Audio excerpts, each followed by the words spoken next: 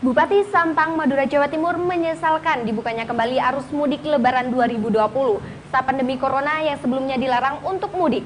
Tidak hanya itu, anggaran penanganan COVID-19 hingga penanganan dampak perekonomian pasar di wilayah Sampang juga dikupas tuntas. Begini liputan khusus bersama Bupati Sampang, Slamet Junaidi. Bupati Sampang, Slamet Junaidi, terus melakukan pemantauan di daerahnya. Ini untuk memastikan pelaksanaan pembatasan sosial berskala besar berjalan sesuai seharusnya. Orang nomor 1 di Kabupaten Sampang, Madura ini meninjau dan memastikan bahwa seluruh objek wisata tidak boleh dibuka untuk umum. Tentunya pemerintah daerah yang pasti akan selalu melakukan bagaimana pergerakan antisipasi sebelum COVID ke Sampang. Ya. Tapi kami menyesalkan ketika arus mudik dibuka kembali. Berarti kita butuh kerja nyata, kerja ekstra untuk melakukan antisipasi segera tersebut. Kami akan mendata lagi dari prediksi kita semenjak dilakukan PSBB Bogor, Jakarta, Jabodetabek, dan Surabaya. Prediksi kami itu 30.000. Dengan diberlakukan ada kebijakan dari Menhub ini, maka kita akan menambah personal lagi, personal kegiatan, menambah kekuatan untuk melakukan antisipasi dini. Kalau dibiarkan ada intrusi dari Kemenhub, maka prediksi kami di 50.000. Sementara kita untuk dampak sosial ekonomi di Kabupaten Sampang kita prediksi di 30.000. Tentunya anggaran pun pastinya bertambah. Itu yang menjadi masalah di daerah. Namanya juga warga kami, tetap kami akan terima. Ya. Pertama, kita tentunya tidak akan melakukan karantina. Tapi kita akan melakukan bagaimana mereka untuk melakukan atau punya kesadaran untuk melakukan isolasi mandiri. Isolasi mandiri di rumahnya nanti kita akan bekerjasama dengan puskesmas yang tersebar di Kabupaten Sampang, termasuk postu dan poliklinik yang tersebar di seluruh desa tentunya. Itu yang kita lakukan. Malah di Kabupaten Sampang ini kenapa kok masih zona hijau? Memang banyak orang bertanya-tanya, kenapa masih zona hijau? Waktu Wuhan meledak, terjadi ada pandemi di sana, kita sudah melakukan antisipasi awal. Antisipasi awal itu saya instruksikan kepada seluruh kepala dinas, SN yang ada di Kabupaten Sampang, tidak boleh mengikuti rapat atau apapun di Jakarta dan Surabaya. Itu ada bahasa tidak boleh. Ya. Itu harus izin dari kami. Cuma memang ada salah satu yang kecolongan kami. Ada kegiatan dari Kemenak, Kanwil, Kemenak Provinsi, yang mengundang TK Haji, ya, tim kesehatan Haji Indonesia tentunya, mereka melakukan bimbingan haji di Sukolilo waktu itu. Itu yang menjadi masalah sampai sekarang. Jadi sebaran Jawa Timur itu dampak daripada bimbingan haji yang dilaksanakan atau yang dilakukan oleh Depak Kemenak Provinsi. Maka ketika di sana saya mendengar ada warga kami, ada SN kami, sebagai SN kami 6 orang, ya, ikut melakukan kegiatan itu, kami langsung melakukan antisipasi. Kami monitor seluruh 6 orang daripada warga kami yang mengikuti acara itu. Pertama ada yang ke Malang, dari kegiatan itu dia langsung ke Malang 2 hari, dari 2 hari di Malang langsung ke Sampang, langsung kita karantina. Kita lakukan isolasi mandiri. Yang kedua ada juga SN kita yang bekerja di Puskesmas Tanjung, ya. Kebetulan domisili di Pamekasan, dan mereka juga terpapar positif, tapi domisili di Pamekasan. Artinya kita harus melakukan screening betul. Jangan sampai kalau memang ada orang terpapar, jangan sampai malah kontak dengan warga kita yang masih masih belum terpapar tentu. Itu langkah-langkah kami dari awal bagaimana kita melakukan antisipasi dini. Ya. Nah, sekarang banyak pertanyaan daripada termasuk kemarin kita disidak, ya, disidak oleh tim gugus tugas Jawa Timur tanpa sepengetahuan kami, yang dikomandoi oleh Dokter Kohar. Waktu itu ada 6 dokter, jam 6:30 pagi sudah datang ke rumah sakit. Terus dia melakukan sidak ke BLK. Nah, setelah dia sudah BLK, mereka datang ke kita memberitahu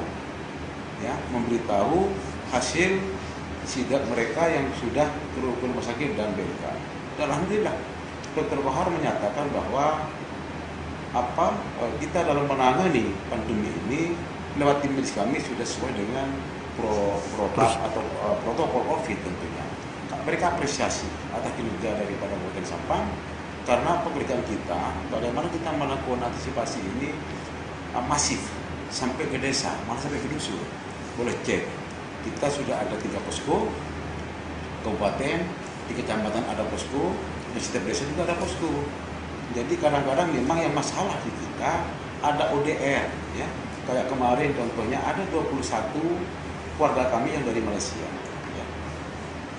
Ada 21. Yang kita terjadi di posko kita cuma ada 16 orang. Dari 16 itu berarti masih ada 5 yang tidak masuk Sampang. Mereka lewat mana-mana karena takut mungkin dikarantina oleh kabupaten kami, ya. Nah, mereka turun di Sampang, terus mereka melakukan perjalanan pulang ke rumah masing-masing. Tentunya pemerintah daerah juga harus responsif untuk melakukan program antisipasi tersebut, ya. Karena wajib kami lakukan monitoring. Kami kerjasama dengan Forkopimda, Pak Kapolres dan Pak Dandim yang siang malam selalu bekerja, koordinasi dengan polsek yang tersebar di Kabupaten Sampang dan Koramil tentunya, termasuk Babinsa dan Babin Jatibmas, dan ketemukan 5 orang itu. Dan kita langsung melakukan sosialisasi mandiri. Itu bentuk-bentuk kerja nyata kita siang malam, ya.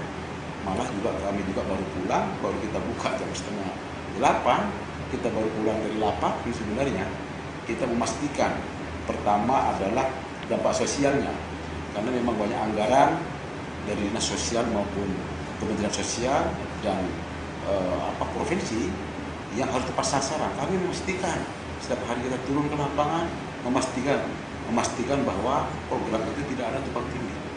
Itu yang menjadi kewajiban kami, dan masyarakat yang memang membutuhkan wajib menerima. Ini tanggung jawab kami, karena bukan pertanggungjawaban kami bukan di dunia saja, tapi bagaimana kita bertanggung jawab kepada Tuhan kita. Sementara itu, untuk penanganan di pasar karena dampak wabah corona ini, pihak Pemkab Sampang terus berusaha untuk penanganan secara berkala dengan mengambil dana APBD meski saat ini dipotong 50%. Tentunya kita DAK kita ditangguhkan, ya. Itu instruksi dari Mendikbud. Ada APBD ini semua APBD harus diposisi 50%, dipotong 50% dari seluruh anggaran APBD. Maka kita setelah kita melakukan reposisi dari seluruh APBD, kita terkumpul 137 miliar. Maka di 137 miliar itu kita save di BTT, ya, namanya biaya tidak terduga. Tentunya dari biaya terduga itulah yang menjadi rencana kita untuk pembiayaan penanganan COVID di Kabupaten Sampang. Tapi bagaimana kita mau menggunakan anggaran itu seefisien mungkin, seefisien tapi tepat sasaran, itu yang kami pikirkan. Jangan sampai di situ ada penyalahgunaan anggaran, ya, malah teman-teman OPD menyalahgunakan anggaran, malah kami kepada seluruh OPD yang ada di Kabupaten Sampang jangan main-main. Ini adalah bencana non alam yang menimpa Indonesia dan dunia, dan tentunya khususnya Sampang. Maka setiap anggaran kita pastikan kehati-hatiannya. Termasuk kemarin kita menginstruksikan kepada seluruh kepala desa akan diperbolehkan dari undang-undang untuk pembiayaan penanganan COVID dari dana desa, ya. Maka kita instruksikan kepada seluruh kepala desa yang tersebar di Kabupaten Sampang, mereka untuk melakukan pembelian masker. Karena ada instruksi kami adalah warga Sampang wajib bermasker. Tentunya instruksi kami bukan mereka cuma bermasker, tapi dari dana ADD yang dikelola untuk bermasker itu saya minta dan saya instruksikan kembali dan saya wajibkan juga masker yang digunakan oleh masyarakat Sampang, ya, dibuat oleh masyarakat Sampang, ya, dibuat oleh masyarakat Sampang. UKM kita tentunya, saya cuma ingin perputaran perekonomian dari pembelian masker itu tetap berputar di Sampang. Saya cuma berpikir bagaimana kita mengantisipasi dampak ekonominya. Kalau sosial kita sudah kita anggarkan, bagaimana kita pemerintah hadir kepada masyarakat, kepada ODR, ya, orang yang memang dari luar, kita akan intervensi dari dana sosial nanti. Kalau pasar sendiri kita wajibkan siapapun yang masuk, penjual maupun pembeli yang masuk pasar wajib bermasker. Itu langkah antisipasi bagaimana kita melakukan antisipasi sekarang COVID. Tentunya kita tidak bisa melarang, karena saya tidak ingin, ya, perekonomian di Kabupaten Sampang stagnan, gitu loh. Ketika stagnan dampak perekonomian sosial, maka kalau dua-duanya kita abaikan, maka akan terjadi ditinjau sebagai Sampang, termasuk peningkatan radikalisme atau kriminalitas yang akan terjadi di Kota Sampang. Maka dari itu kita hindari betul, ya. Kita pikirkan dampak sosial ekonomi mereka, ya. Sebagai kepala daerah kami selalu berkoordinasi.